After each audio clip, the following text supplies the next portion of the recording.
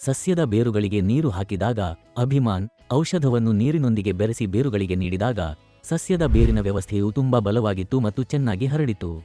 ಬೆಳವಣಿಗೆಯೂ ಚೆನ್ನಾಗಿತ್ತು.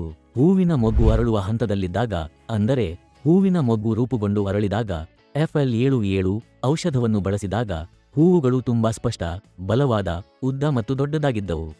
ರಾಸಾಯನಿಕಗಳನ್ನು ಬಳಸುವುದಕ್ಕಿಂತ ಕಕ್ಕರತ್ತನ್ ಮಲ್ಲಿಗೆ ಹೂವಿನ ತಳಿ ಕೃಷಿಗೆ ಸಾವಯವವಾಗಿ ಮಾಡುವುದು ತುಂಬಾ ಉತ್ತಮ. APKS ಆರ್ಗಾನಿಕ್ಸ್ ಒದಗಿಸಿದ ಈ ಔಷಧಿ ವಿಶೇಷವಾಗಿ ಒಳ್ಳೆಯದು. ನಮಸ್ಕಾರ, ನನ್ನ ಹೆಸರು ಗೋಪಾಲಸ್ವಾಮಿ. ನಾನು ತಿರುಚಿ ಜಿಲ್ಲೆಯಲ್ಲಿ ವಾಸಿಸುತ್ತಿದ್ದೇನೆ. ನಾನು ಕಕ್ಕರತ್ತನ್ ಕೃಷಿ ಮಾಡುತ್ತಿದ್ದೇನೆ. ಅರ್ಧ ಎಕರೆ ಪ್ರದೇಶದಲ್ಲಿ ನಾನು ಸುಮಾರು 200 ರಿಂದ 250 ಗಿಡಗಳನ್ನು ನೆಟ್ಟಿದ್ದೇನೆ. ನಾನು ಈ ಗಿಡಗಳನ್ನು 5 ಅಡಿ × 5 ಅಡಿ ದೂರದಲ್ಲಿ ನೆಟ್ಟಿದ್ದೇನೆ. ನೆಟ್ಟ 30 ದಿನಗಳ ನಂತರ ನೀರು ಹಾಕುವಾಗ ಸಸ್ಯದ ಮೂಲ ಭಾಗಕ್ಕೆ ಅಭಿಮಾನ್ ಹಚ್ಚಿದಾಗ ಬೇರುಗಳಿಗೆ ಸಂಬಂಧಿಸಿದ ಎಲ್ಲಾ ರೋಗಗಳು ನಿಯಂತ್ರಣಕ್ಕೆ ಬಂದವು. ಶಿಲೀಂಧ್ರ ಸಮಸ್ಯೆ ಇರಲಿಲ್ಲ, ಬೇರು ಕೀಟಗಳ ದಾಳಿಯೂ ಇರಲಿಲ್ಲ. ಸಸ್ಯಗಳು ತುಂಬಾ ಆರೋಗ್ಯಕರವಾಗಿವೆ. ಆದರೆ ಅದೇ ಸಮಯದಲ್ಲಿ ರಾಸಾಯನಿಕ ಔಷಧಿಗಳನ್ನು ಬಳಸಿದಾಗ ಸಸ್ಯದ ಬೆಳವಣಿಗೆ ತುಂಬಾ ಕಡಿಮೆಯಾಗಿತ್ತು. ರೋಗದ ಪ್ರಮಾಣವು 3 ಅಥವಾ 4 ದಿನಗಳಲ್ಲಿ ಅದರ ಹಿಂದಿನ ಮಟ್ಟಕ್ಕೆ ಮರಳಿತು. ನಾವು ಅದನ್ನು ಬಳಸುವುದನ್ನು ಮುಂದುವರಿಸಿದರೆ ನಮಗೆ ದೊಡ್ಡ ನಷ್ಟವಾಗುತ್ತದೆ. ಆದರೆ ನೀವು ಅದನ್ನು ಸಾವಯವವಾಗಿ ಬಳಸಿದಾಗ ನೀವು ಉತ್ತಮ ಫಲಿತಾಂಶಗಳನ್ನು ಪಡೆಯುತ್ತೀರಿ. ನೀವು ಪ್ರತಿ 5 ಅಥವಾ 6 ದಿನಗಳಿಗೊಮ್ಮೆ ನೀಡಬಹುದು. ಇಲ್ಲದಿದ್ದರೆ ನೀವು 15 ದಿನಗಳಲ್ಲಿ 2 ಬಾರಿ ನೀಡಬಹುದು.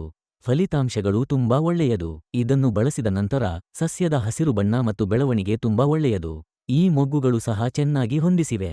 ಹೂವುಗಳ ಸಂಖ್ಯೆ ಮತ್ತು ಬಣ್ಣವು ತುಂಬಾ ಒಳ್ಳೆಯದು. ಹೂವಿನ ಮೊಗ್ಗುಗಳು ಸಿದ್ಧವಾದಾಗ ನೀವು ಈ FL77 ಔಷಧಿಯನ್ನು 50 ಲೀಟರ್ ನೀರಿಗೆ 1 ಲೀಟರ್ ದರದಲ್ಲಿ ಸಿಂಪಡಿಸಿದರೆ ಹೂವುಗಳ ಗಾತ್ರವು ದೊಡ್ಡದಾಗುತ್ತದೆ. ಬಣ್ಣವು ಸಹ ತುಂಬಾ ಹೊಳೆಯುತ್ತದೆ. ಸಸ್ಯದ ಬೆಳವಣಿಗೆ ಸುಧಾರಿಸುತ್ತದೆ. ಕೀಟಗಳ ದಾಳಿಯೂ ಕಡಿಮೆಯಾಗುತ್ತದೆ.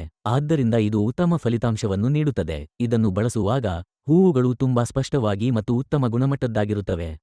ರಾಸಾಯನಿಕ ವಿಧಾನಕ್ಕಿಂತ ಸಾವಯವ ವಿಧಾನವು ಕಕ್ಕರಟ್ಟನ್ ಕೃಷಿಗೆ ಹೆಚ್ಚು ಉತ್ತಮವಾಗಿದೆ. ವಿಶೇಷವಾಗಿ APKS ಆರ್ಗಾನಿಕ್ಸ್ ಒದಗಿಸುವ ಈ ಔಷಧಿಯು ತುಂಬಾ ಚೆನ್ನಾಗಿ ಕೆಲಸ ಮಾಡುತ್ತದೆ. ಇದರಿಂದಾಗಿ ಮಾರುಕಟ್ಟೆಗೆ ಕೊಂಡೊಯ್ದಾಗ ಉತ್ತಮ ಬೆಲೆಯೂ ಸಿಗುತ್ತದೆ. ಪ್ರಸ್ತುತ 1 ಕೆಜಿಯನ್ನು ₹300 ರಿಂದ ₹350ಕ್ಕೆ ಮಾರಾಟ ಮಾಡಲಾಗುತ್ತದೆ. ಅದೇ ರಾಸಾಯನಿಕ ವಿಧಾನದಲ್ಲಿ ಬೆಳೆದ ಹೂವುಗಳ ಗುಣಮಟ್ಟ ಕಡಿಮೆ ಇರುವುದರಿಂದ ಬೆಲೆ ₹150 ರಿಂದ ₹200 ಮಾತ್ರ ಇತ್ತು. ಆದರೆ ಈ ಔಷಧಿಯನ್ನು ಬಳಸಿದ ನಂತರ ಹೂವುಗಳ ಗುಣಮಟ್ಟ ಮತ್ತು ಮಾರುಕಟ್ಟೆ ಬೆಲೆ ಬಹಳಷ್ಟು ಹೆಚ್ಚಾಗಿದೆ.